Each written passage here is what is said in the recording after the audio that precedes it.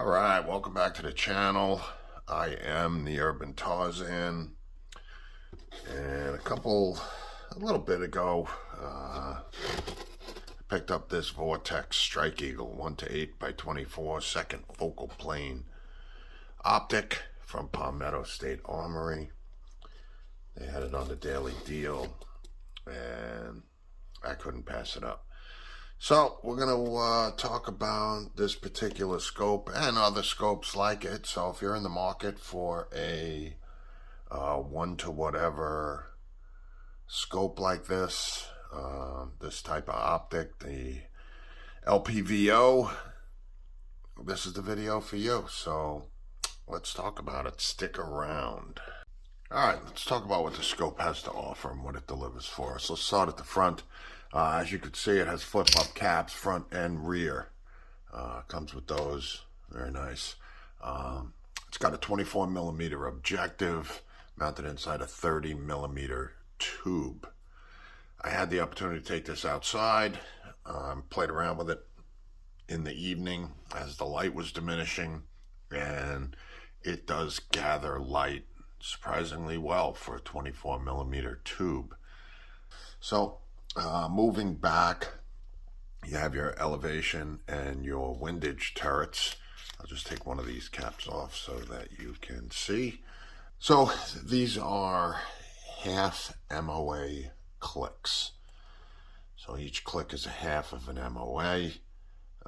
Full rotation is 44 MOA. Max elevation and windage adjustment is 140 MOA each. It's got a fixed parallax setting at 100 yards. Does not have a parallax knob. The outer ring, you could see it's got like little grooves on here around. So if you were going to use these turrets to adjust your shot, and the bolt just closed, scared the shit out of me. My bolt catch must not have been set fully, but at least you got to see that it's empty. There's no magazine in there. So like I said, each one of these clicks is a half an MOA. Would have liked to have seen that at a quarter, but you get a half. It's got an inside ring and an outer ring, and the outer ring is your adjustment, and then once you get it set at your 0, the inner ring can be reset to 0 using this little cutout right here. So if you were going to use the turrets to adjust for your individual shot, you can always turn it right back to its original 0. On the opposite side over here, you have your illumination turret, and that has 11 turret settings. The first 2 are night vision settings. They are infrared, so you can't even tell that you did anything on number 1 and number 2. And they are infrared, so you can see the illuminated reticle. I have not tried it yet. And then it has 9 more settings for the naked eye. And I will say that, so on number 3 is low enough to use in very low light conditions. I do have some scopes that the lowest setting on the illuminated reticle is still too darn bright. You just can't see around it. It blinds you. With this scope, that is not the case. You can use it in low light, and as you get all the way up, you don't even need to get to the 11 setting to use it in bright daylight. You can still see it, so works very well. Also inside the cap, you can see right here, there is a place to keep a spare battery if you wanted to inside this windage cap. I think you could put this up top if you wanted to and switch them, but I leave the bigger cap on the side, and that I try not to drop it on the floor, but that will hold a spare battery for you inside that cap, which is pretty nice to have. So moving back, you have your magnification turret here. It does have this little knob on there. It's not big, but it's there, and it's better, so you can throw your magnification around a lot easier with that. And like I said, it's a 1:8. And then as you get to the back, you have your flip up cap again, and under the flip up cap is your focus ring. So inside the glass is very clear. It's got an etched reticle in there. It is a second focal plane scope, so let's talk a little bit about that. All right, so this is the reticle inside this particular 1:8 scope. Now, like I said, this is a second focal plane scope, which means the reticle does not enlarge and shrink with magnification. It always stays the same. And it is calibrated only on the highest magnification. So at 8x, all your subtensions, your 300 yard, 4, 5, 600 yard, your windage, are accurate at 8x. They are not calibrated at the other magnifications. So it can only be used there. So let's just talk about the reticle quick, and then we'll talk about second and first focal plane. So if you notice up here on the top of the reticle, you have a flat line, and then above that is a 6. So that is calibrated at 8x to be 40 inches. So if you put a standard 40-inch target, the bottom of the target on the bottom line, and the top of the head came up to the 6 with a 40-inch target, that's about 600 yards away, and that's based on about somebody that is 5'10". If the top of the head came up to the 5, they'd be about 500 yards, and so forth, 400 and 300. So that's a little bit of a ranging tool there. That's 40 inches. So anything that's about 40 inches, you could measure in there. Now, as we come down, you'll see you have your the red lines. That's what, anything in red is what illuminates. When it's not illuminated, that shows in black also. So you have the center dot, you have the arc on top, and the 2 arcs on the side. They will illuminate when you turn the illumination on. Nothing else illuminates. The first line under the red dot, that's 300 yards. They have 4, 5, and 600 yards. The gap between the red dot and the 300-yard line is 2.4 MOA. The gap between the dot and the 4 line is 5.6 MOA. The dot to the 5 line is 9.5 MOA. And the dot to the 6 line is 14.6 MOA. And I believe the bottommost portion of that line is 19.1 MOA, I believe. The other ones I'm sure of, the bottom one I'm not. You also notice the dots on the left and the right of the center line. Each of those represents a 5-knot wind.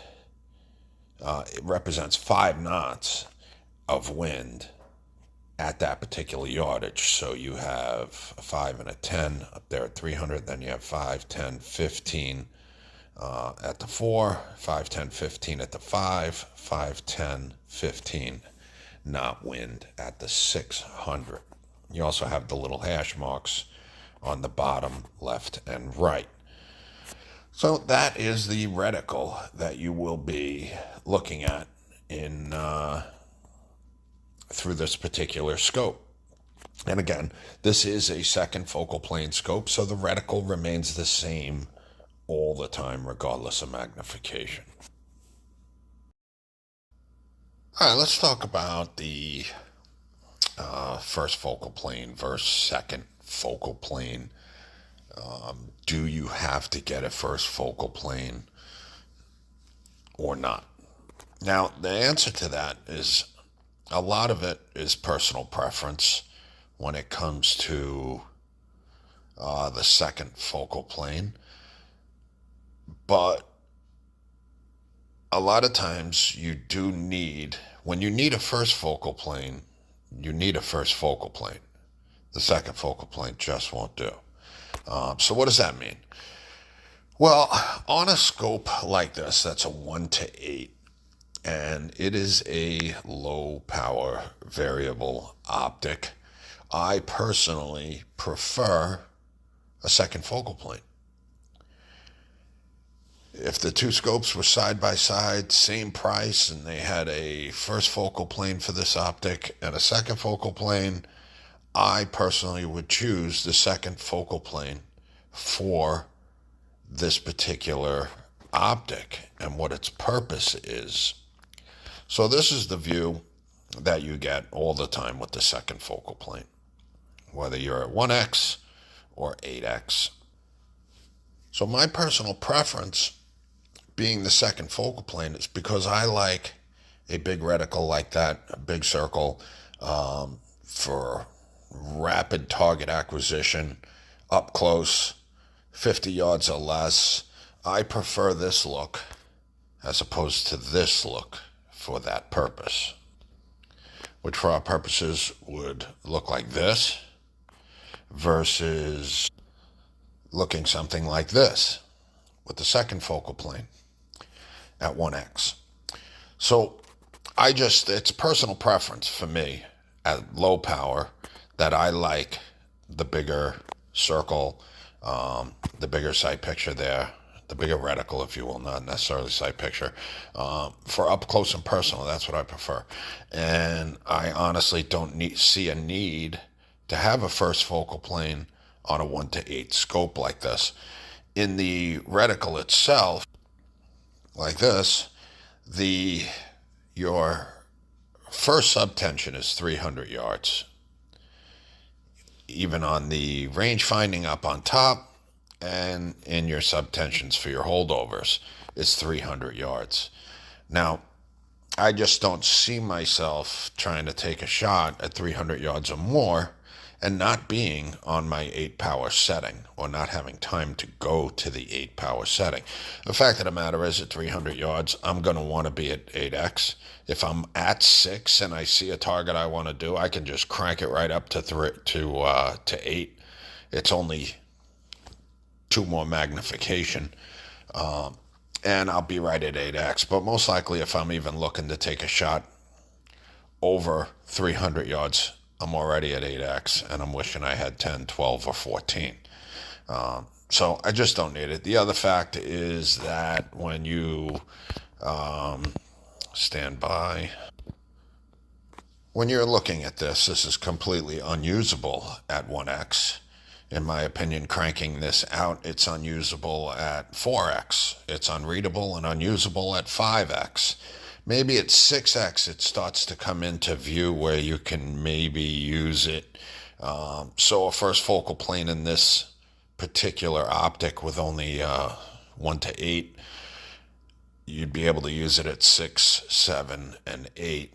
And honestly, if you're at 6, taking a 300-yard shot when you'd rather be at 8 anyway. So that's my personal preference, and I like to have the bigger reticle for up close. So I would choose the second focal plane in this scope. So why would you want a first focal plane? Where would you absolutely need a first focal plane? So in most scopes that are higher magnification, or not even, higher magnification, but also with a wider range of magnification. So like I'm talking about a scope that is 5x to 25x, or a 5 to 40x, where it is highly possible that you are at a rangeable yardage. And by rangeable, I mean that's something where you need to know the range to take the shot. And potentially be at 19x, okay? And that is a good sight picture at that yardage. And you want to range that target at 19x. You don't want to crank it all the way up to 25, or you don't want to crank it up to 35 or 40x to take this shot. It's very difficult at that magnification if you don't have a proper rest. That scope is all over the place. So it is possible to be up at 19x, 20x, and that is a perfect magnification for a very long range shot that you're trying to take, and you don't want to have to crank that scope. So the first focal plane has its place, and when you need it, you have to have it. But it is in those higher magnification scopes and scopes that have a very wide range of magnification. Again, even in those scopes, in a 5 to 25, it's almost unreadable until you get to 14x. You are not going to be able to use anything in there until you get to 14x because it's just too small. Maybe 12x for some people. But it's going to be up there. You're not going to be using those marks at 5x, and the reason that it doesn't matter is because you're not going to be ranging at 5x. If you are at a rangeable yardage, you're going to be at the higher magnification, just like in the second focal plane. If you're going to need that 300 yard, 400 yard, 500, you're going to be at the highest magnification, so it's not really needed. But in a first focal plane, yes, you may need to range something at 19x, 18x, 17x. Those are very high magnifications, and you can reach out and touch something, but you may need to use your holdovers at those ranges. So a first focal plane is mandatory in there, in my opinion. But at a lower variable scope, I prefer the second focal plane. That is what I would choose if they were side by side. Do you have to spend the money on the first focal plane for a 1 to 8? Absolutely not. I actually prefer the second focal plane in that type of optic and for that type of use. So don't get caught up in first focal plane is better. It's not always better. It's better in some instances, but it's also not better in other instances if that's not your personal preference. And again, it's personal preference. I'm not saying what you should get, shouldn't get. If you like the first focal plane look at 1x and you like shooting that way and you want to have the variable, hey, knock yourself out. It's not going to hurt you if that's your preference. If that's what you like, then go for it by all means. Whatever makes you shoot better, that's what you should be using. I particularly just happen to like this look, and I shoot better with this look up close and at shorter yardages where I don't need to range. So this is what I go with, and I guess I'm lucky that way because it happens to be cheaper. So that's my opinion on first and second focal plane. So it has its place. They both have their place, and it does come down to personal preference. All right, to close this thing out, what are my final thoughts on this optic? Well, to be perfectly honest, at $269 delivered to the door from Palmetto State Armory, I feel like I should be wearing a ski mask. I stole this thing. So even at a higher price, it's a quality optic in my opinion. I said I haven't beat the hell out of it, but with Vortex's pretty much no questions asked fix or replace policy, I don't think you can go wrong. And they do make the first focal plane option if that is what you prefer. It's usually $200 to $300 more. I've seen it as low as $500, but without the mount. So, but yeah, I love the scope, the clarity, the illumination, type of reticle. I love it. It's a great scope. And like I said, you cannot beat it for $269.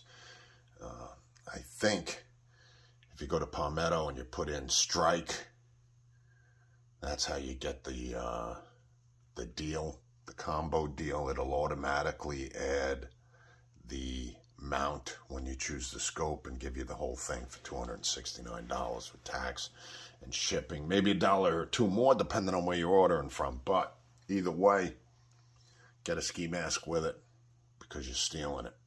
So I hope you liked the video as usual.